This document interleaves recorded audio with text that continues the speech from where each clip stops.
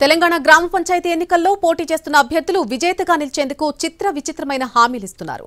Ward మెంబర్గా పోటీ చేస్తున్న ఒక మహిళ భర్త అయితే తమ వార్డులో ఉన్న మగాళ్లకు వినూత్న ఆఫర్ ఇచ్చాడు. తన భార్య శివానిని వార్డు మెంబర్గా గెలిపిస్తే 5 ఏళ్ల పాటు ఉచితంగా కటింగ్ షేవింగ్ చేస్తానని హామీ ఇచ్చాడు. సిద్దిపేట జిల్లా దుబ్బాక మండలం రఘోత్తంపల్లి గ్రామంలో 6వ వార్డు మెంబర్ అభ్యర్థిగా శివాని నామినేషన్ వేసింది. తన అర్ధాంగికి మద్దతుగా పురుష ఓటర్లకు షేవింగ్ ఫ్రీ, కటింగ్ ఫ్రీ అంటూ ప్రచారం హోరెత్తిస్తున్నాడు శ్రీకాంత్.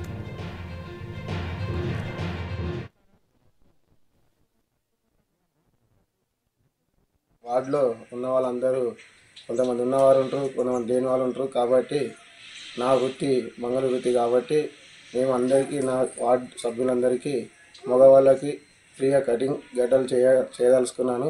మా వార్డు చాలా వెనుకబడ్డది కాబట్టి దాన్ని కొంచెం ముందుకు తీసుకొని ఆదర్శ వార్డుగా రఘోత్తంపల్లి గ్రామంలో ఆదర్శ వార్డుగా నిలుద్దామని చెప్పేసి, వర్క్ చేద్దామని చెప్పేసి ముందుకు రావడం జరిగింది.